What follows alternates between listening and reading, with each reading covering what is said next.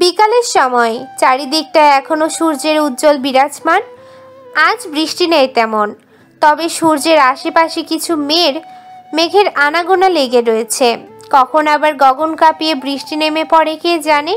আরোহী বসে রয়েছে নিজ কক্ষের বারান্দায়, নরম দৃষ্টিতে দেখছে চারপাশের প্রাকৃতি। তূর্ণের সাথে তার দেখা হয়েছে, গোটা একটা দিন কেটে গেছে। এর মধ্যে আরোহী আর ওই পুরুষের মুখোমুখি হয়নি, কথাও বলেনি। তূর্ণও তার সামনে আসেনি কিংবা কল করেনি। যাক, ভালোই হয়েছে। তূর্ণ তার থেকে দূরে দূরে রয়েছে। সেদিন রাতে যা ঘটল মনে পড়লেও মেয়েটার ভিতরটা লজ্জায় শিউরে ওঠে। মেয়েটার ভাবনার মধ্যেই তার কক্ষে এলো ইরা, ডেকে বলল, আমি আর আয়ুষ একটু তূর্ণদের বাড়ি যাচ্ছি, তুই যাবি? তূর্ণদের বাড়িতে? ও বাড়িতে যাওয়া মানেই তো তূর্ণের মুখোমুখি হওয়া।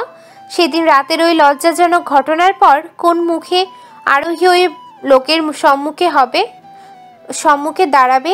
না না, ও বাড়িতে যাওয়া যাবে না এখন। মেয়েটা এলোমেলো দৃষ্টি ফেললো, কিছুটা ব্যস্ত হয়ে বলল, না না, আমি যাব না, তোমরা যাও। ইরা আর সাধলো না মেয়েকে, স্বাভাবিক কণ্ঠে বলল, আচ্ছা, আমরা যাচ্ছি তাহলে, সন্ধ্যার আগেই চলে আসব, তুই দরজা আটকে ভেতরে থাকিস। কথাটা বলেই পেছন ঘুরলো ইরা। দরজার দিকে পা বাড়াতে বাড়াতে বলল, যাই গিয়ে তূর্ণকে দেখে আসি একটু, জ্বরে ছেলেটা একদম শয্যাশায়ী হয়ে পড়েছে। আরোহী চমকালো। কার জ্বর? তূর্ণের? সেদিন যা বৃষ্টিতে ভিজেছে তাতে জ্বর ওঠারই কথা। সকালে বৃষ্টিতে ফুটবল খেললো, আবার রাতে তার সাথে ভিজলো। কিন্তু তূর্ণের জ্বর তো ভয়ঙ্কর, সহজে তার জ্বরটর আসে না। তবে যখন আসে তখন ছেলেটাকে নাজেহাল করে তোলে। আরোহীর মায়া হলো, হৃদয়ে কেমন একটা খারাপ লাগা অনুভব করলো। তূর্ণকে নিয়ে চিন্তা হলো ভীষণ। ছেলেটা ঠিক আছে তো? কতটা জ্বর উঠেছে? মেয়েটা তার সিদ্ধান্ত পরিবর্তন করলো সাথে সাথে। মাকে পিছন থেকে ডেকে বলল, মা, আমি যাবো। ইরা দাঁড়ালো, পিছন ঘুরে ব্রু কুঁচকে বলল, তুই না একটু আগে বললি যাবি না? জোরপূর্বক হাসলো আরোহী, কিছুটা ইতস্তত করে বলল, বাসায় একা একা থেকে কি করব, তাই ভাবলাম ও বাড়ি থেকে ঘুরে আসি একটু। কিঞ্চিত সময়ের বিলুপ্তি ঘটিয়েই তূর্ণকে বাড়িতে এসে পৌঁছালো ইরা, আয়ুষ এবং আরোহী। তাদের দেখে এগিয়ে এলো পৃথা। ইরাকে এক হাতে আগলে নিয়ে বলল, তোমাকে তো দেখাই যায় না আমাদের এদিকে, একদম আসোই না। সাংসারিক কাজে ব্যস্ত থাকি, তাছাড়া কয়েকদিন ধরে যা বৃষ্টি, তাই আর আসা হয় না। থামলো ইরা, ফের বলল, তূর্ণ কোথায়? শুনলাম ও নাকি খুব জ্বর। আর বলো না, কাল থেকে জ্বর হয়েছে ছেলেটার। ওষুধ টষুধ খাওয়ানোর পর একটু কমছে জ্বরটা, ঘুমাচ্ছে এখন। তূর্ণের ঘুমানোর কথা শুনে ইরার উপরে গেল না। পৃথার সাথে খোশ গল্পে বসলো সে। আয়ুষ আর তূর্ণের কক্ষের পানে না গিয়ে অনয়ের সাথে দুষ্টুমিতে মাতল। এমনি জ্বর ছেলেটার, তার মধ্যে আবার তার ঘুমে বিরক্ত করার দরকার কি? তবে আরোহী এই সুযোগটাই নিতে চাইল। তূর্ণের ঘুমের মধ্যেই একবার তাকে দেখে আসতে চাইল। ঘুম ভেঙে যাওয়ার পর ওই পুরুষের মুখোমুখি হওয়ার শক্তি এই মুহূর্তে মেয়েটার মধ্যে নেই। সেদিন রাতের কথা ভেবে এখনই কেমন ভিতরে ভিতরে লজ্জা, অস্বস্তি হচ্ছে। মুখোমুখি হলে তো আরো হবে। সকলের অগোচরে আরোহী ধীর পায়ে উপরে উঠল, পা টিপে টিপে ঢুকলো তূর্ণের কক্ষে। কিন্তু এ কি? চারদিকটা অন্ধকারে ঘেরা, কক্ষের জানালাগুলো সব বন্ধ, আবার লাইটও নিভানো। মেয়েটা এদিক ওদিক হাতড়ে জানালার ফাঁকা থেকে আসা আবছা আলোয় কক্ষের বৈদ্যুতিক লাইটটা জ্বালালো। অতঃপর বিছানার পানি ফিরতেই চমকে উঠল সে। হৃদস্পন্দন গাঢ় হলো পূর্বের তুলনায়। তূর্ণ উদম শরীরে উপর হয়ে শুয়ে আছে বিছানায়, কোমর অবধি একটা কাঁথা টানা শুধুমাত্র। পিঠ জুড়ে বিন্দু বিন্দু ঘামের উপস্থিতি। ঢোক গিল বেচারি। বুকের মধ্যটায় কেমন ড্রিম ড্রিম আওয়াজ হচ্ছে তার। আরোহী আর গেল না তূর্ণের নিকটে। উল্টো ঘুরে পা বাড়ালো দরজার পানে। তখনই তার কর্ণে ভেসে এলো অস্পষ্ট স্বরের কিছুটা শব্দ। মেয়েটা থমকে দাঁড়ালো, পিছন ফিরে তাকালো বিছানার পানে। তূর্ণ ইতিমধ্যেই চিত হয়ে শুয়েছে, বিড়বিড়িয়ে বলছে কিছু। কপালে তার বিন্দু বিন্দু ঘাম জমেছে। সম্ভবত কোনো বাজে স্বপ্ন দেখছে বা কিছু। আরোহী আর বেরিয়ে গেল না কক্ষ থেকে, ফিরে গিয়ে দাঁড়ালো বিছানার নিকটে। একটু ঝুঁকে কান পেতে শোনার চেষ্টা করলো তূর্ণ কি বলছে তা, কিন্তু কিছুই তো শোনা যাচ্ছে না স্পষ্ট। কি বলছে এই ছেলে? আরোহী আর একটু ঝুঁকলো, একদম তূর্ণের মুখের নিকট কর্ণ নিয়ে শোনার চেষ্টা করলো তার কথা, কিন্তু কিছু শোনার পূর্বেই তূর্ণ হঠাৎ জড়িয়ে ধরলো আরোহীকে, শক্ত করে চেপে ধরলো নিজ পক্ষের সাথে। হকচকিয়ে উঠল মেয়েটা। একজন পুরুষের এমন অনাকাঙ্ক্ষিত স্পর্শে শিউরে উঠল তার দেহখানা। বুকের ভিতরে অবস্থানরত ছোট্ট হৃদপিণ্ডটা লাফিয়ে উঠল যেন দ্রুত বেগে। মেয়েটা নিজেকে ছাড়িয়ে নিতে চাইল তূর্ণের বাঁধন থেকে, কিন্তু পারল না। ছেলেটা আরও শক্তভাবে নিজের সাথে জড়িয়ে নিল তাকে। চোখ দুটো বন্ধ রেখেই অস্থির হয়ে বলল, তুই আমার, শুধুমাত্র আমার। আরোহী অবাক হলো, তূর্ণ কার কথা বলছে, কাকে এতটা অস্থির হয়ে নিজের বলে জাহির করছে।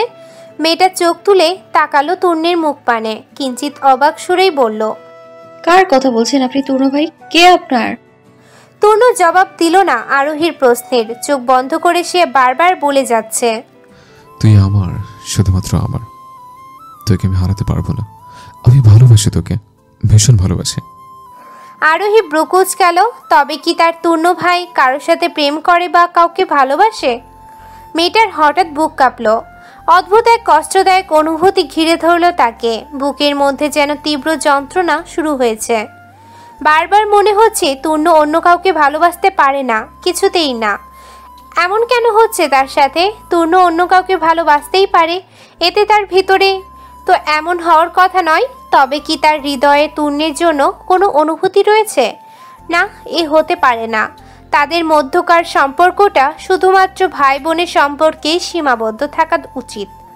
ছোটবেলা থেকে তো তারা ভাই বোন হিসেবেই বড় হয়েছে, সেখানে হৃদয়ে এমন এক অনুভূতির স্থান দেওয়াও পাপ। তাছাড়া তার হৃদয়ে তূর্ণের জন্য এমন অনুভূতি রয়েছে জানাজানি হলে বাড়ির সবাই কি ভাববে? নিশ্চয়ই তাদের দুই পরিবারের সম্পর্কটা নষ্ট হয়ে যাবে। আর তূর্ণই বা কি ভাববে? নির্ঘাত ঠাস ঠাস করে দুটো থাপ্পড় লাগিয়ে দিবে তার দুই গালে, তারপর ধমকে বলবে, ছি ছি, আরো শেষ পর্যন্ত এ ছিল তোর মনে?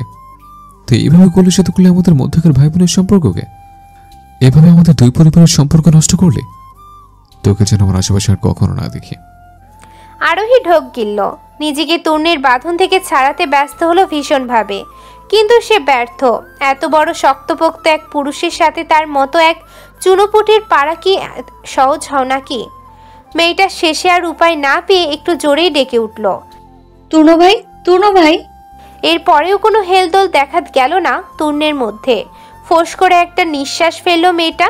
দুই হাত তুলে সে ধাক্কা মারলো তূর্ণকে, ফের ডাকলো, তূর্ণ ভাই, তূর্ণ ভাই। তূর্ণ এই পর্যায়ে নড়ে চড়ে উঠল। নিভু নিভু দৃষ্টিতে তাকালো সে, চোখ মেলে। আরোহীকে এত কাছে দেখে ওষ্ঠে হাসি ফুটে উঠল তার। ভাবলো জ্বরের ঘরে স্বপ্ন দেখছে, তাই আর অতটা মাথা ঘামালো না সে বিষয়টা নিয়ে। আরোহীকে নিজের সাথে জড়িয়ে রেখেই চোখ বন্ধ করলো আবারও। ব্রু কুচকালো মেয়েটা, ফের ছেলেটাকে ধাক্কা দিয়ে বলল, আমাকে ছেড়ে ঘুমান তূর্ণ ভাই। তূর্ণ ফের চোখ খুলল, নিভু নিভু দৃষ্টিতে তাকালো আরোহীর পানে। এখনো আরোহী এত কাছে যে স্বপ্নটা কি শেষ হয়নি? ছেলেটা আবার চোখ বন্ধ করলো। কিঞ্চিত সময় নিয়ে চোখ খুলে আবার তাকালো। না, মেয়েটা এখনো তো তার সম্মুখ থেকে যাচ্ছে না। জ্বরের ঘোরে না হয় স্বপ্নই দেখছে, তাই বলে বারবার এক স্বপ্ন আসবে? তূর্ণ নিজের চোখ জোড়া কিঞ্চিত বড় করলো, কপালে ভাঁজ ফেললো আরোহী। এবার কিছুটা রুক্ষ কণ্ঠেই বলল, আমাকে ছাড়ুন তূর্ণ ভাই, আমার দম আটকে আসছে। চমকালো তূর্ণ। এর মানে এটা স্বপ্ন নয়, এটা সত্যি। ধরফরিয়ে দুর্বল শরীর নিয়েই বিছানায় উঠে বসলো তূর্ণ। বিস্মিত কণ্ঠে বলল, তুই তাহলে আমার স্বপ্ন ছিলি না? তূর্ণের থেকে ছাড়া পেয়ে যেন হাত ছেড়ে বাঁচল মেয়েটা। তবে তার একটু আগের বলা কথাই ব্রু কুচকে এলো, চোখ ছোট ছোট করে বলল, আমি আপনার স্বপ্ন হতে যাব কেন? আশ্চর্য। তাহলে তুই আমার রুমে এইভাবে আমার উপরে কি করছিস? কথাটা বলে একটু থামলো তূর্ণ, চোখ বড় বড় করে শুধালো, এই, তুই আমার অসুস্থতার সুযোগ নিয়ে আমার দুধে ধোয়া তুলসী পাতার মতো ইজ্জতের উপরে দাগ লাগানোর চেষ্টা করছিল না তো? নয়তো আমার বুকের উপরে সেভাবে গড়াগড়ি করছিলি কেন? আরোহী হতবাক হলো। লোকটা তার নামে কি সব উল্টাপাল্টা কথা বলছে। এই লোক তাকে নিজে থেকে জড়িয়ে ধরলো, সে ছাড়তে বলার পরও ছাড়লো না। এখন কিনা বলছে সে ইজ্জতের দাগ লাগানোর চেষ্টা করেছিল। নাক মুখ কুচকালো মেয়েটা, থমথমে কণ্ঠে বলল, একদম বাজে কথা বলবেন না তরুণ ভাই, আমি কিছু করিনি। আমি তো এসেছিলাম আপনার জ্বর দেখতে, কিন্তু আপনার কাছে আসতে আপনি হুট করে জড়িয়ে তোলেন আমায়। কতবার বললাম ছাড়তে, কিন্তু ছাড়লেনই না। তুই যে সত্যি বলছিস তার প্রমাণ কি? তুই তো মিথ্যা বলতে পারিস। আপনাকে মিথ্যে বলে আমার কি লাভ? তাছাড়া আমারও তো শখ নেই আপনার দুধে ধোয়া তুলসী পাতার ন্যায় পবিত্র ইজ্জতে দাগ লাগানোর। আরোহী উঠে দাঁড়ালো, কপাল কুচকে রেখেই বলল, সে যাই হোক, আপনার সাথে এসব আজে বাজে কথা বলার সময় নেই আমার। নিচে যাচ্ছি আমি, মা বোধহয় অপেক্ষা করছে আমার জন্য। আরোহী দরজার দিকে পা বাড়ালো। তৎক্ষণাৎ তার পেছন থেকে হাত টেনে ধরলো তূর্ণ। মেয়েটা দাঁড়িয়ে পড়লো, তূর্ণের পানে তাকিয়ে বলল, কিছু বলবেন? আর একটু থাক না। থামলো তূর্ণ, কিছুটা ইতস্তত করে ফের বলল, না, মনে একা একা ভালো লাগছিল না, তাই বললাম। আরোহীর হাঁসফাঁস লাগছে, বিশেষ করে যখন থেকে সে উপলব্ধি করতে পেরেছে সে তূর্ণকে ভালোবাসে। তখন থেকে কেমন একটা লাগছে। বারবার মনে হচ্ছে এই বুঝি তূর্ণ ধরে ফেললো তার মনের কথা, এই বুঝি ভালোবাসার অপরাধে তাকে ঠাটিয়ে দুটো চড় মারলো, এই বুঝি সবাইকে বলে দিল সব। ওই যে কথায় আছে না, চোরের মনে পুলিশ পুলিশ। আরোহীর অবস্থা হয়েছে অনেকটা তেমন। তূর্ণ কিছু বুঝুক আর বা না বুঝুক, তার হৃদয় দিশেহারা হয়ে উঠেছে। তবে ছেলেটার এমন আকুল আবদার ফেলতে পারল না সে। হাঁসফাঁস লাগার সাথে সাথে তূর্ণের জন্য খারাপও লাগছে কিঞ্চিত। ছেলেটা অসুস্থ, একা একা আছে, তাকে একটু হলেও সঙ্গ দেওয়া উচিত তার। আরোহী নিঃশব্দে বসে পড়ল তূর্ণের পাশে। হাসলো ছেলেটা, আবারও বিছানায় গা এলিয়ে দিতে দিতে বলল, মাথায় একটু হাত বুলিয়ে দিত, আমি ঘুমাবো আবার। আরোহী চোখ বড় বড় করলো, ইতস্তত করে তাকালো তূর্ণের পানে। এমনি মেয়েটার হৃদয় তূর্ণের জন্য দিশেহারা, তার মধ্যে ছেলেটা আবার তাকে স্পর্শ করতে বলছে। এলোমেলো দৃষ্টি মিল ফেললো আরোহী, আমতা আমতা করে বলল, ঘুমান আপনি, এই জন্য মাথায় হাত বুলিয়ে দিতে হবে কেন? তূর্ণ একটু এগিয়ে আরোহীর পাশ ঘেঁষল, মেয়েটার হাতটা নিয়ে রাখলো নিজের মাথায়। অতঃপর বলল, আমার ঘুম যখন তুই ভাঙিয়েছিস তখন মাথায় হাত বুলিয়ে আবার তুই ঘুম পাড়িয়ে দিবি, তাড়াতাড়ি হাত বুলিয়ে দে। আরোহীর অস্বস্তি লাগছে ভীষণ। সে তূর্ণের মাথায় হাত বুলিয়ে না দিয়ে চুপচাপ বসে রইল। অমনি ধমকে উঠল ছেলেটা, রুক্ষ স্বরে বলল, কি হলো, হাত বুলিয়ে দিছিস না কেন? আরোহী এবার ইতস্তত বোধ নিয়েই হাত বুলালো শুরু করলো তূর্ণের মাথায়। ছেলেটা চোখ বন্ধ করলো। কিঞ্চিত সময়ের মধ্যেই পাড়ি জমালো ঘুমের দেশে। রাত্রি গভীর, চারদিকটা কৃষ্ণ কালো আধারে ঢাকা পড়ে গেছে। আকাশে মেঘের আনাগোনা থাকায় এ আধারে যেন আরো নতুন মাত্রা যোগ হয়েছে। চারদিকে বিরাজ করছে শুনশান নীরবতা।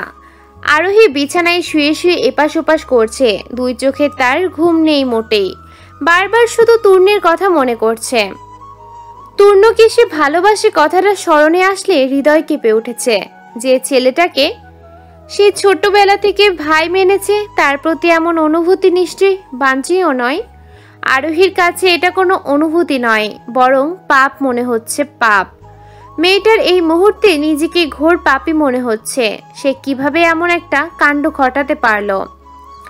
আরোহীর হৃদয় দিশেহারা হয়ে উঠল, আবার খারাপও লাগছে তার। জ্বরের ঘোরে তূর্ণ বারবার ভালোবাসি ভালোবাসি বলেছিল। কাকে বলেছিল সে কথাটা? নিশ্চয় তূর্ণ কোনো মেয়েকে ভালোবাসে, নয়তো জ্বরের ঘোরে এতটা ব্যাকুল হয়ে সে ওই কথা বলতো না। আরোহীর কেন যেন বারংবার মনে হচ্ছে তূর্ণ তাকে কেন ভালোবাসলো না। সে যেভাবে ভালোবাসে তূর্ণও তো তাকে সেভাবেই ভালোবাসতে পারত। কিশোরী বয়সে মেয়েটা প্রথম প্রেমে পড়ল, তাও এমন একটা মানুষের যে কিনা অন্য একজনকে ভালোবাসে। আরোহীর কান্না পেল ভীষণ। সবকিছু কেমন গুলিয়ে যাচ্ছে তার, বুকটা ভারী হয়ে উঠছে। মনে হচ্ছে যেন বুকের উপরে কেউ 100 মণ ওজনের একটা পাথর চাপিয়ে দিয়েছে, যা তার জন্য বহন করা দুষ্কর।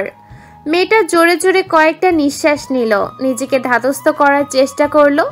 না না, এসব সে কি ভাবছে?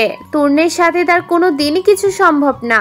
উল্টো তার মনের কথা কেউ জানতে পারলে কেলেঙ্কারি হয়ে যাবে। এখন থেকে নিজেকে তূর্ণের থেকে দূরে সরিয়ে রাখতে হবে তাকে। ছেলেটার প্রতি তার মনে তৈরি হওয়া অনুভূতির নিঃশেষ ঘটাতে হবে। যে অনুভূতির কোনো ভবিষ্যৎ নেই, সেই অনুভূতির প্রসারণ না ঘটানোই শ্রেয়। সময় প্রবাহমান। সময়ের এই প্রবাহমান গতিতে কেটে গেছে দিন 3 তূর্ণের জ্বর কমে গেছে এর মধ্যে, তবে সর্দি কাশি রয়ে গেছে এখনো। সেদিনের পর আর তূর্ণের সাথে দেখা হয়নি আরোহীর। সেদিন যে মেয়েটা চলে গেল, তারপর আর এ মুখও হলো না। তূর্ণও অসুস্থ থাকায় এই কয়দিন কল টল করেনি তাকে, কিন্তু আজ কল না করলেই নয়। ভিতরে ভিতরে কেমন অস্থির লাগছে তার। মনে হচ্ছে এক যুগ কেটে গেছে সে আরোহীর দেখা পেয়েছে।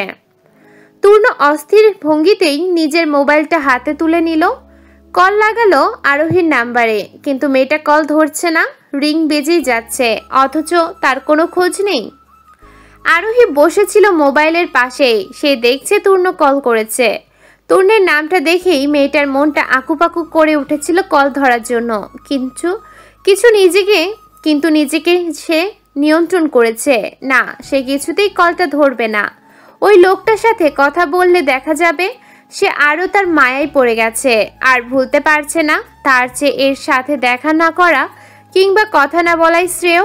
মোবাইল কল বাজতে বাজতে থেমে গেল, পরপর আবার বাজলো। একের পর এক কল দিল তূর্ণের, তবুও কলটা ধরল না সে। শেষে বাধ্য হয়ে তূর্ণ একটা মেসেজ করলো। তুই হয়তো মোবাইলের কাছে নেই, কাছে এলে একটা মিস কল দিস। আরোহী দেখলো মেসেজটা, তবে উত্তর দিল না কোনো। দিন গড়িয়ে রাতের দেখা মিলেছে। সূর্যের আলোয় আলোকিত হওয়া শহরটা এই মুহূর্তে উজ্জ্বল হয়ে উঠেছে সোডিয়ামের কৃত্রিম আলোয়। তূর্ণ হাতে মোবাইল নিয়ে বসে আছে। সেই বিকেলে সে আরোহীকে কল করেছিল, তাও 1-2টা না, পুরো 7টা। তখন না হয় মেয়েটা মোবাইলের কাছে ছিল না, কিন্তু এখনো অবধি কি সে একবারের জন্যেও মোবাইলের কাছাকাছি আসেনি? দেখেনি যে তাকে মিস কল দিতে বলা হয়েছে? আচ্ছা, মেয়েটার আবার কিছু হয়নি তো? তার মতো জ্বর পেয়েছে?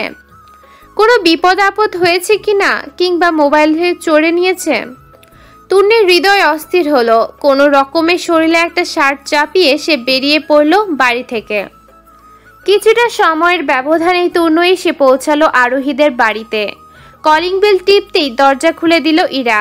তূর্ণকে দেখে একগাল হাসলো সে। দরজা থেকে সরে দাঁড়িয়ে বলল, আরে তূর্ণ বাবা যে, আয় আয় ভিতরে আয়, জ্বর কমেছে তোর? কথাটা বলে আর তূর্ণের উত্তরের অপেক্ষা করলো না ইরা। নিজেই ছেলেটার কপালে হাত ছুঁয়ে দেখলো জ্বর আছে কিনা। জ্বর নেই দেখে একটু স্বস্তির নিঃশ্বাস ফেলল সে।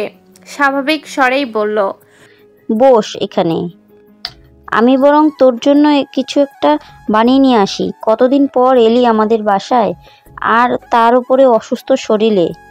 তূর্ণ এদিক ওদিক তাকালো, চারদিকে নজর ঘুরিয়ে কিছুটা ইতস্তত করে বলল, আরোহী ঠিক আছে তো? ওর কিছু হয়নি তো? ঘরেই আছে। কথাটা বলে গলা উচালো ইরা। ডেকে বলল, আরোহী, আয়ুষ কই তোরা? তূর্ণ এসেছে। তূর্ণ এসেছে শুনে আয়ুষ ছুটে এলেও আরোহী নিজ কক্ষে দরজা আটকালো তৎক্ষণাৎ। হৃদস্পন্দন বাড়ল তার। এই লোক এই সময়ে তাদের বাড়িতে এসেছে কেন? নিশ্চয় সে কল ধরেনি তাই। না না, সে কিছুতেই তূর্ণের সম্মুখে যাবে না। যতটা সম্ভব ওই লোকটার থেকে এড়িয়ে চলতে হবে। একজন পুরুষ অন্য কাউকে ভালোবেসে এই সত্যটা জেনেও সে কিছুতেই তার দিকে পা বাড়াতে পারে না, কিছুতেই না। আরোহী এলো না তূর্ণের সম্মুখে। কপাল কুঁচকে এলো ছেলেটার। সন্দিহান স্বরে সে প্রশ্ন করল, আরে না, কি হবে, ঠিকই আছে। হয়তো আমার ডাক শুনতে পাইনি তাই আসছে না। তুই বস, আমি এক্ষুনি ডেকে নিয়ে আসছি ওকে। ইরা পা চালিয়ে গেল আরোহীর কক্ষের সম্মুখে। হাত উঁচিয়ে টোকা দিল বন্ধ দরজায়। ডেকে বলল, আরোহী, আরোহী, শুনছিস আমার কথা? তূর্ণ এসেছে, ডাকছে তোকে। আরোহী ঢোক গিলল। কণ্ঠটা একটু নরম করে অসুস্থের ন্যায় বলল, তুনো ভাইকে বলে দাও, আমার ভীষণ মাথা ব্যথা করছে, শুয়েছি আমি একটু। ইরার কপালে ভাঁজ পড়ল, ভ্রু কুঁচকে সে বলল, একটু আগেও তো তোকে একদম ঠিক দেখে গেলাম, আয়ুষের সাথে দুষ্টুমি করছিলি। কই, তখন তো তোর তো মাথা ব্যথা ছিল না? বিরক্ত হলো আরোহী। সে বলেছে মাথা ব্যথা করছে, তার মাও সুন্দরভাবে মেনে নিবে, তাই না? তা না পুলিশের মতো খুঁচিয়ে খুঁচিয়ে জিজ্ঞেস করছে। আরোহী কপাল কুঁচকে বলল, মাথা ব্যথা কি বলে কয়ে আসে যে আমি একটু পর আসবো? আয়ুষের সাথে যখন দুষ্টুমি করেছি তখন মাথা ব্যথা ছিল না, এখন হয়েছে। মেয়ের কথা ইরা কিছুটা চিন্তিত হলো। একটু আগেও ঠিক থাকা মেয়েটার হঠাৎ মাথা ব্যথা কেন শুরু হলো? ইরা ফের দরজায় ধাক্কা দিল, চিন্তিত স্বরে বলল, তোর কি বেশি মাথা ব্যথা করছে? দরজা খোল তো, দেখি তোর কি হয়েছে। একটু শুয়েছি, তুমি এখান থেকে যাও তো, এখন একটু একা থাকতে দাও আমায়। ইরা তবুও মানল না। হাজার হলেও মায়ের মন তো। সে ফের গলা উঁচিয়ে বলতে চাইল কিছু, এর মধ্যে তূর্ণ এসে উপস্থিত হলো সেই স্থানে। কপাল কুঁচকে শুধালো, কি হয়েছে? দরজা খুলছে না? না, মাথা ব্যথা করছে নাকি? মাথা ব্যথা শুনে তূর্ণ আর বলল না কিছু। মায়া হলো আরোহীর প্রতি। থাক, মেয়েটা যখন দরজা খুলতে চাইছে না তখন খুলতে হবে না। পরে মেয়েটা সুস্থ হলে তার সাথে এসে দেখা করে যাওয়া যাবে। তূর্ণ একবার তাকালো আরোহীর কক্ষের বন্ধ দরজার পানে, অতঃপর ইরার পানে তাকিয়ে বলল, থাক, আর টাকাটাকি করতে হবে না ওকে। মাথা ব্যথা করছে যখন, শুয়ে থাকুক একটু সময়, আমি না হয় পরে আবার আসবো। তূর্ণ চলে গেল। ইরাও আর ডাকাডাকি না করে পা বাড়ালো নিজের কাজের উদ্দেশ্যে। আরোহী স্বস্তির নিঃশ্বাস ফেলল। তূর্ণের কণ্ঠস্বর কর্ণে পৌঁছাতেই সে ছুটে এসেছিল দরজার ধারে। দরজায় কান পেতে সে শুনছিল ছেলেটা কি বলছে। সকাল নেমেছে ধরণীর বুকে, সূর্যের উজ্জ্বল আলোয় আলোকিত হয়ে উঠেছে চারিধার। আরোহী দাঁড়িয়ে রয়েছে তূর্ণদের বাড়ির সম্মুখে। তনয়াকে আগেই বলেছিল তৈরি হয়ে থাকতে, এখানে এসে আর দাঁড়াবে না, কলেজে যাবে দ্রুত। অথচ মেয়েটার দেখাই নেই কোনো। এখনো কি করছে কে জানে। তূর্ণ দাঁড়িয়েই ছিল বাড়ির বাগানেই, অনয়ের সাথে ঘুরে ঘুরে দেখছিল বাগানের ফুল, ফল এবং সবজির গাছগুলো। তাহমিনা বেগম বৃদ্ধ বয়সের এই অবসর সময়টা কাটান এই বাগানেই। মহিলার হাতেও জাদু আছে বলতে হবে। যে গাছ রোপণ করে সেই গাছই ঝলমলিয়ে ফুল ফলেও ভরে ওঠে। তূর্ণ আশেপাশে তাকাতে তাকাতে হঠাৎ তার চোখ পড়ল গেটের পানে। ওটা কে? আরোহী না? কিন্তু মেয়েটা গেটের বাইরে ওখানে দাঁড়িয়ে রয়েছে কেন? তনয়ের জন্য অপেক্ষা করছে ভালো কথা, কিন্তু গেটের বাইরে অপেক্ষা না করে বাড়ির ভিতরেও তো আসতে পারত। ব্রু কুচকালো তূর্ণ। অনয়কে বাগানে রেখে পা বাড়ালো গেটের পানে। তূর্ণকে গেটের দিকে আসতে দেখেই চমকালো আরোহী। হৃদস্পন্দন গাঢ় হলো তার। তূর্ণ আবার এদিকে আসছে কেন? এই ছেলে তার ভাবনা, চিন্তা, জীবন, পরিকল্পনা, অনুভূতি সব তো ইতিমধ্যেই উল্টে পাল্টে দিয়েছে। এখন কাছাকাছি এসে বাকিটুকু শেষ করে দিবে নাকি? ঢোক গিলল আরোহী। উল্টো ঘুরে দ্রুত হাঁটা ধরল সে। তূর্ণ তৎক্ষণাৎ পিছন থেকে ডাকল, আরোহী, আরোহী। মেয়েটা শুনেও না শোনার ভান করলো। ব্যস্ত পায়ে ছুটল কলেজের পানে। তূর্ণের কুচকানো ব্রুজোড়া আরো কুচকে গেল। মেয়েটা কি তাকে কোনোভাবে এড়িয়ে চলছে? নয়তো এমনটা তো হওয়ার কথা নয়। গতকাল কল করলো, মেসেজ করলো, একটারও উত্তর দেয়নি আরোহী। তারপর বাড়িতে গেল দেখা করতে, তখনও মাথা ব্যথার দোহাই দিয়ে দরজা খুলল না। আর এখন তাকে দেখে এক প্রকার পালিয়ে যাচ্ছে। কাহিনী কি? সে তো এমন কিছু করেও নি যার দরুন মেয়েটা তাকে এড়িয়ে চলবে। না, এবার ব্যাপারটা একটু খাতিয়ে দেখতে হচ্ছে। দুপুরের সময় আকাশের সূর্যটা তার উজ্জ্বলতা বাড়িয়েছে আগের তুলনায়, সাথে উত্তপ্ততা ছড়িয়ে দিয়েছে বেশ। যদিও সূর্যের আশেপাশে কিছু সংখ্যক মেঘের দেখা মিলছে, কিন্তু তাতে গরম কমছে না মোটেই। তূর্ণ দাঁড়িয়ে রয়েছে আরোহী এবং তনয়ার কলেজের সম্মুখে একটা চায়ের দোকানে। মেয়েটা সত্যি সত্যি কি তাকে এড়িয়ে চলছে, নাকি এটা তার মনের ভুল? সেটা বুঝতে হবে আগে, তারপর অন্য কিছু। কিঞ্চিত সময়ের ব্যবধানেই কলেজ ছুটি হলো আরোহী এবং তনয়ার। তারা দুজনেই বেরিয়ে এলো কলেজ থেকে। তূর্ণ হাতের একটা চায়ের কাপ নিয়ে এমন এক স্থানে দাঁড়ালো যাতে স্বল্পতেই আরোহীর নজরে পড়ে। মেয়েটা যদি তাকে সত্যি এড়িয়ে চলে তাহলে তাকে দেখেই লুকিয়ে চুরিয়ে চলে যাবে।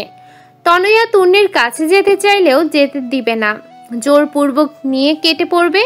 আর যদি এড়িয়ে না চলে তাহলে আগে যেমন তাকে রাস্তায় দেখলে ছুটে কাছে যেত তেমন ভাবেই ছুটে যাবে। তূর্ণ যেন আরোহী তনয়াকে দেখতেই পায়নি এমনভাবে চায়ের কাপে চুমুক বসালো। কিন্তু কলেজের গেট থেকে বেরিয়ে আসতে ছেলেটাকে চোখ পড়ল আরোহী এবং তনয়ার। যেখানে বাঘের ভয় সেখানেই সন্ধে হয়। আরোহী এত চায় যাতে তাকে তূর্ণের সম্মুখে পড়তে না হয়, কিন্তু দুর্ভাগ্যবশত তাকে বারবার এই লোকের সম্মুখেই পড়তে হয়। এলোমেলো দৃষ্টি ফেলল মেয়েটা। তূর্ণের ভাবনাকে সত্যি করে দিয়ে সে লুকিয়ে পড়ল তনয়ার আড়ালে। কিন্তু কি আর থামে? ভাইকে দেখে উৎফুল্ল হলো সে, হাত উঁচিয়ে ডাক দিতে গেল তূর্ণকে। হক চকালো আরোহী। তৎক্ষণাৎ সে নিজের হাত দ্বারা টেনে ধরল তনয়ার হাত, চিবিয়ে চিবিয়ে বলল, কি করছিসটা কি? তূর্ণ ভাই ডাকছে। ওনাকে ডাকতে হবে না, বাড়িতে চল তাড়াতাড়ি। তনয়া তাকালো আরোহীর পানে, ব্রুকুচকে শুধালো, কেন?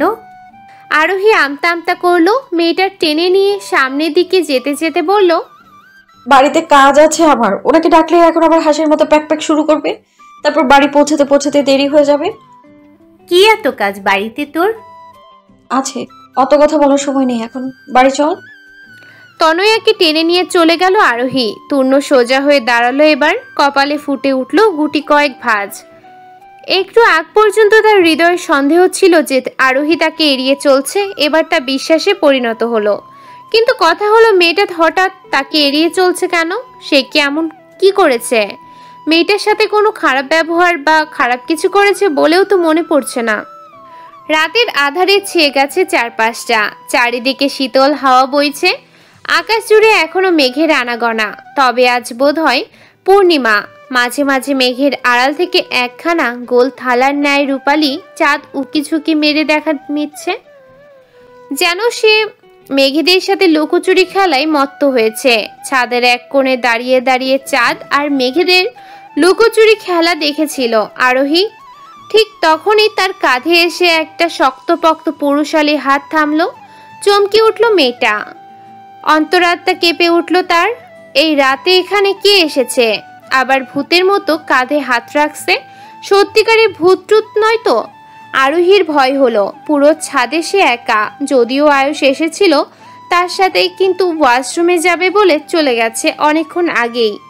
আয়ুষও যদি ফিরে এসে থাকে তাহলেও হাত তার নয়, তার মতো একটা বাচ্চা ছেলের হাত এত বড় নয়। ভয় হলো আরোহীর। সৃষ্টিকর্তার নাম জপতে জপতে ঘাড় ঘুরিয়ে তাকালো সে পিছনে। অমনি চমকে উঠল আরো, ধরফড়িয়ে উঠল কলিজাটা। এ কি, এ তো ভূতের চেয়েও বড় কেউ। তূর্ণ এখানে কি করছে? কখন এসেছে? কেন এসেছে? ঢোক গিলল মেয়েটা, আমতা আমতা করে বলল, আপনি কখন এলেন? কেন, এখানে এসে তোর কোনো সমস্যা করলাম নাকি? তূর্ণের ক্ষীণ কণ্ঠস্বর, এলোমেলো দৃষ্টি ফেলল আরোহী। জোরপূর্বক হেসে জবাব দিল, না, সমস্যা হবে কেন? হঠাৎ এলেন তো তাই জিজ্ঞেস করলাম আর কি। হঠাৎ না এলে তো তোকে পেতাম না। আমার নাম শুনলে তো মনে হয় দরজা বন্ধ করতে, নয়তো পালাতে। আরোহী ফাঁকা ঢোক গিলল। এ লোক কি সব ধরে ফেলেছে? সবচেয়ে বড় কথা, তূর্ণ কি ধরে ফেলেছে যে সে তাকে এড়িয়ে চলছে? তাহলে তো মহা বিপদ। একে তো নিজের অনুভূতি নিয়ে পালিয়ে কুল পাচ্ছে না মেয়েটা, তার উপর আবার এই এড়িয়ে চলার ধাক্কা সইতে না পেরে তূর্ণ তাকে একটা আছাড় মেরে দেয়। আরোহীর চোখ ঘুরিয়ে এদিক ওদিক তাকালো, এলোমেলো ভঙ্গিতে ছাদের দরজার পানে পা বাড়িয়ে বলল, চলুন নিচে গিয়ে কথা বলি। আপনি নাকি আগের দিনও আমার সাথে দেখা করতে এসেছিলেন, কিন্তু তখন আমার মাথা ব্যথা ছিল। তূর্ণ তৎক্ষণাৎ পিছন থেকে হাত ধরে আটকে দিল আরোহীকে। তীক্ষ্ণ স্বরে বলল, মাথা ব্যথা ছিল নাকি মাথা ব্যথার ভান ধরেছিলে যাতে আমার সাথে দেখা করতে না হয়? ধরা পড়ে যাওয়ায় চোরের ন্যায় এদিক ওদিক তাকালো আরোহী। তবে নিজেকে বাঁচানোর চেষ্টা চালালো সে। সপক্ষে সাফাই গাইতে বলল, কই, আর আমি আপনার সাথে দেখা না করার জন্য মাথা ব্যথার ভান ধরবো কেন? সত্যিই আমার মাথা ব্যথা ছিল। তূর্ণ কিঞ্চিত সময় নিয়ে তাকিয়ে রইল আরোহীর পানে, অতঃপর হুট করেই প্রশ্ন করল, এড়িয়ে চলছিস কেন আমাকে? যে ভয়টা পাচ্ছিল তাই হলো। তূর্ণ শেষ পর্যন্ত ধরেই ফেলেছে যে আরোহী তাকে এড়িয়ে চলছে। এরপর যে কি হবে আল্লাহই জানেন। মেয়েটা মোড়ামুড়ি শুরু করলো। নিজের হাতটা ছাড়াতে চাইলো তূর্ণের হাত থেকে। ক্রোধে রিড়ি করে উঠল ছেলেটার শরীরটা। একে তো এই মেয়ে তাকে এড়িয়ে চলার মতো গুরুতর অপরাধ করেছে, এখন আবার তার প্রশ্নের উত্তর না দিয়েই পালাতে চাইছে। কই, এত বছরেও তো সে তো কখনো এড়িয়ে চলতে পারলো না আরোহীকে। আর এই 2 দিনের পুচকে মেয়ে কিনা তাকে এড়িয়ে চলার মতো দুঃসাহস দেখিয়েছে। চল শক্ত হয়ে উঠল তূর্ণের। হ্যাচকা টানে আরোহীকে ফেললো নিজের বুকের উপর। দাঁতে দাঁত চেপে বলল, বল কেন এড়িয়ে চলছিস আমাকে? আরোহী দূরে সরে যেতে চাইল তূর্ণের থেকে। হাত দ্বারা ছেলেটাকে বক্ষে বল প্রয়োগ করে বলল, কোথায়? আমি আপনাকে এড়িয়ে চলবো কেন? এটা নিশ্চয়ই আপনার ভুল ধারণা। তূর্ণ আরোহীর ধরে রাখা হাতটা পিছনে মুচড়ে ধরলো, সাথে সাথে হিসিয়ে বলল, আমার মিথ্যে বলছিস? এত সাহস তোর? হাতের ব্যথায় চোখ মুখ খিচে বন্ধ করে নিল আরোহী। ব্যথাতুর কণ্ঠে বলল, হাত ছাড়ুন তুরো ভাই, লাগছে আমার। লাগুক, লাগার জন্যই তো ধরেছে। কয়েকদিন ধরে তোকে দেখতে না পেয়ে আমারও লেগেছে ভীষণভাবে। তোর এড়িয়ে চলেছে আমাকে কষ্ট দেয়, তাতে বুঝিস না? আরোহী অবাক হলো। চোখ বড় বড় করে তাকালো তূর্ণের পানে। পলক ঝাপটে প্রশ্ন করলো, আমার এড়িয়ে চলা আপনাকে কষ্ট দেয়? কেন দেয়? তূর্ণ উত্তর দিল না আরোহীর প্রশ্নের, বরং মেয়েটার হাতটা আরো জোরে মুচড়ে ধরে বলল, আগে আমার প্রশ্নের উত্তর দে। এড়িয়ে চলছিস কেন আমাকে? সমস্যা কি তোর? আরোহী হাতের ব্যথায় দিশেহারা হয়ে উঠল। আঁখি দয় ভরে উঠল মুহূর্তেই। নিজেকে তূর্ণের বাঁধন থেকে ছাড়ানোর অনেক চেষ্টা করেও পারল না। শেষ পর্যন্ত সে সিদ্ধান্ত নিল সব সত্যি বলে দিবে। তারপর যা হবার হবে। তূর্ণ রেগে গেলে না হয় ক্ষমা চেয়ে নেওয়া যাবে তার কাছে। ভালোবাসা তো কোনো অপরাধ নয়। আর এই ভালোবাসার ক্ষেত্রে কারোর হাতন থাকে না। কখন কাকে কার ভালো লেগে যাবে কেউ জানে না। তাছাড়া এভাবে আত্মীয় এবং কাছাকাছি বাড়ি হওয়ায় তূর্ণের থেকে তার বেশি দিন লুকিয়ে থাকাও সম্ভব না। মেয়েটা নিজের চোখ বন্ধ করে নিল। জোরে জোরে কয়েকটা নিঃশ্বাস নিয়ে ধাতস্থ করলো নিজেকে। অতঃপর বলল, আমি আপনাকে ভালোবাসি তূর্ণ ভাই। তূর্ণ চমকালো। হাতটা আলগা হয়ে এলো তার। সে কি সত্যিই শুনছে নাকি ভুল? নিজের কানকে বিশ্বাস করতে পারল না ছেলেটা। হতভাগ স্বরে বলল, কি বললি? আবার বলতো। আরোহী পিট পিটিয়ে খুলল চোখ জোড়া। আমতা আমতা করে বলল, আমি আপনাকে ভালোবাসতে চাইনি তূর্ণ ভাই, তবু কিভাবে যেন হয়ে গেল, আমি নিজেও জানি না। থামলো মেয়েটা। জিহ্বা ধারা ওষ্ঠ ভিজিয়ে ফের বলল, আমার মাফ করে দিন তূর্ণ ভাই। আমি জানি আমি ভুল করেছি। সেই ছোটবেলা থেকে যাকে আমি ভাই ভাই বলে মুখে রক্ত তুলেছি, তাকে এভাবে ভালোবাসা নিশ্চয়ই অপরাধ। তবে আমি চেষ্টা করছি আপনাকে ভোলার, তাই তো আপনার থেকে দূরে দূরে থাকছি, এড়িয়ে চলছি। তূর্ণ মন দিয়ে শুনলো আরোহীর বলা সব কথাগুলো। কিঞ্চিত সময় নিয়ে সে তাকিয়ে রইল মেয়েটার মুখ পানে। অতঃপর হুট করেই তার হাত টেনে পা বাড়ালো নিচের দিকে। হকচকিয়ে উঠল আরোহী। ভয় জাগলো হৃদয়ে। এই ছেলে তাকে টেনে নিয়ে নিচে যাচ্ছে কেন? এখন কি তূর্ণ তার এই ভালোবাসার কথা সবাইকে বলে দিবে? বাড়ির সবাই কথাটা জানতে পারলে নিশ্চয় ঝামেলা হবে। তাকে খারাপ ভাববে সবাই। 2 পরিবারের মধ্যে একটা মনোমালিন্যের সৃষ্টি হবে। আর ইরা এবং আয়ুষ, তারা তো তাকে মেরেই ফেলবে। আরোহী ভীত হলো। এলোমেলো দৃষ্টি ফেলে বলল, আপনি কি সবাইকে এই কথা বলে দেবেন তূর্ণ ভাই? প্লিজ কাউকে কিছু বলবেন না, তাহলে যে ঝামেলা হয়ে যাবে অনেক। তূর্ণ যেন কিছু শুনল না। আগের মতোই আরোহীর হাত টেনে ধূপধাপ পা ফেলে হাঁটছিল। মেয়েটা দিশেহারা হয়ে উঠল। নিচের উপর নিজের রাগ লাগলো ভীষণ। তাকে ভালো মানুষই করে সব সত্যি কে বলতে বলেছিল? এখন পড়ল তো বিপদে। আরোহীর কান্না পেল ভীষণ। ধূপ করে সে বসে পড়ল মেঝেতে। ঢুকরে কেঁদে উঠে বলল, আমি আর আপনাকে ভালোবাসবো না তূর্ণ ভাই, তবুও দয়া করে বাড়ি কাউকে কিছু বলবেন না। মা জানতে পারলে নির্ঘাত মেরে ফেলবে আমায়। তূর্ণ পেছন ঘুরে তাকালো আরোহীর পানে। থমথমে কণ্ঠে বলল, কাকে কি বলবো না বলবো তা পরে দেখা যাবে, আগে নিচে চল। আমি কোথাও যাব না, আমি এইখানেই বসে থাকবো। আপনি বাড়ি ফিরে যান। কথা বাড়াস না আরোহী, উঠে নিচে চল বলছে। তূর্ণের শক্ত কণ্ঠস্বর। আরোহী তবুও উঠল না, ঠায় বসে থেকে বলল, আপনি এমন কেন করছেন তূর্ণ ভাই? বলছি তো আমি আপনাকে আর ভালোবাসবো না, নিজেকে শুধরানোর চেষ্টা করব, আপনার থেকে সব সময় দূরে থাকবো আমি। তপ্ত নিঃশ্বাস ফেলল তূর্ণ। হুট করেই কোলে তুলে নিল মেয়েটাকে। সিঁড়ি বেয়ে নামতে নামতে বলল, তোর যা বলার বলে দিয়েছিস। এরপর তুই আমার থেকে দূরে যাবি নাকি কাছে আসবি তা আমি ঠিক করব, তুই না। ইরা বসার কক্ষের সোফায় বসে টিভি দেখছিল। হঠাৎ আরোহীকে তূর্ণের কোলে আসতে দেখে চমকালো সে। টিভি বন্ধ করে দ্রুত ছুটে গেল মেয়ের পানে, ব্যস্ত হয়ে শুধালো, কি হয়েছে ওর? তুই ওকে কোলে নিয়েছিস কেন? পরে ব্যথা ট্যাথা পেয়েছে নাকি? তূর্ণ আরোহীকে কোলে থেকে নামিয়ে দিল, গম্ভীর কণ্ঠে বলল, তোর কি হয়েছে তুই বল। আরোহী আমতা আমতা শুরু করলো। জোরপূর্বক হেসে বলল, কই কিছু না তো। ইরা ব্রু কুচকালো। ফোঁস করে একটা নিঃশ্বাস ফেললো তূর্ণ। একটু সময় নিয়ে বলল, আমি আর আরোহী দুজন দুজনকে ভালোবাসি, বিয়ে করতে চাই। তূর্ণের কথায় চমকে উঠল আরোহী এবং ইরা দুজনেই। এই ছেলে এসব কি বলছে? আরোহীর চোখ বড় বড় হয়ে গেল। শুধুমাত্র সেই নয়, তূর্ণও ভালোবাসে তাকে। তাহলে সেদিন ওই জোরের ঘরে ভালোবাসি ভালোবাসি কথাটা তাকেই বলেছিল ছেলেটা, অথচ সে কি ভেবে নিয়েছিল। আবার তূর্ণকে এড়িয়েও চলতে শুরু করেছিল। মাথাটা ঘুরে উঠল ইরার। ভালোবাসি পর্যন্ত না হয় ঠিকই ছিল, কিন্তু এই ছেলে তো বিয়ে পর্যন্ত চলে গেছে। তূর্ণকে তাদের পছন্দ নয় এমন নয়, ছেলেটাকে তারা ছোট থেকে দেখে আসছে। আজকালকার যুগে এমন ছেলে পাওয়া ভার। ইরা এবং আরুষ তো একবার ভেবেও ছিল যে তুর্যের নিকট তূর্ণকে জামাই হিসেবে চাইবে, কিন্তু সাহসের অভাবে কখনো বলতে পারেনি। আজ সেই সুযোগ তূর্ণের মাধ্যমে নিজেই দূরগোড়ায় এসে পৌঁছালো। তবে এভাবে তো আর বিয়ে হয় না। তুর্য পৃথার সাথে কথা বলতে হবে। আয়ুষু বাসায় নেই এই মুহূর্তে।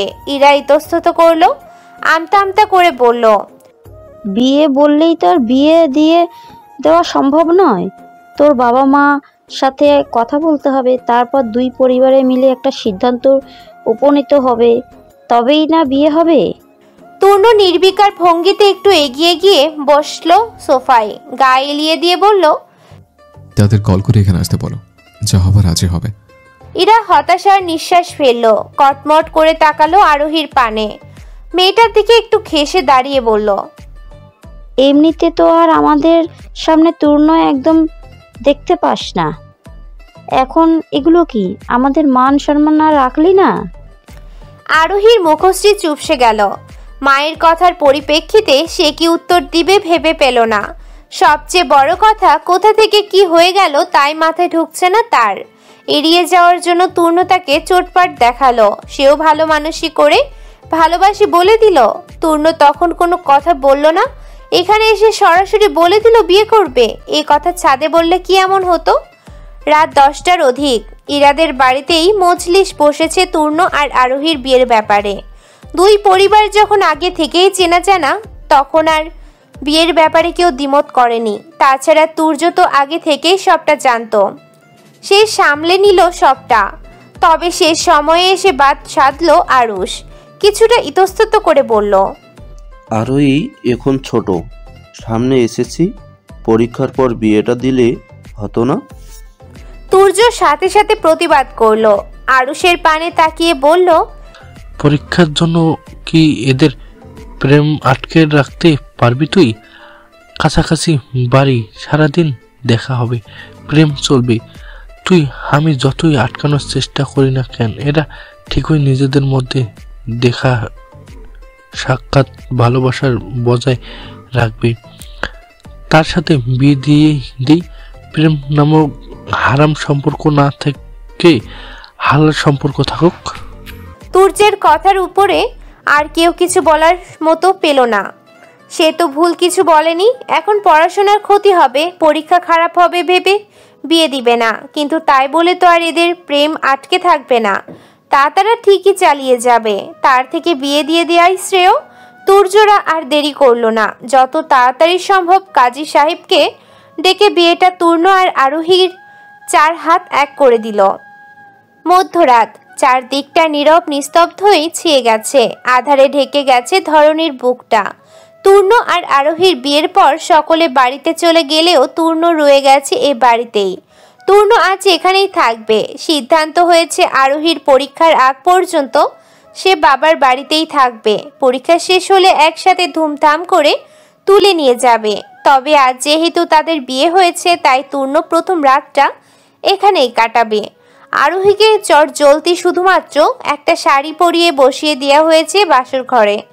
মুখে কোনো সাজগোছের ছাপ নেই। বুকের মধ্যে কেমন টিপ টিপ শব্দ হচ্ছে। কোথা থেকে কি হয়ে গেল মস্তিষ্ক ধরতে পারছে না কিছুই। এক হিসেবে একটু আগেই সে ভালোবাসি কথাটা স্বীকার করলো, এর মধ্যে তার বউ হয়ে গেল। সম্পর্কটা কেমন এক পলকে বদলে গেল। আরোহীর ভাবনার মধ্যেই দরজা খুলে ভিতরে ঢুকলো তূর্ণ। কিঞ্চিত কেঁপে উঠল আরোহী। হৃদস্পন্দন গাঢ় হলো তার।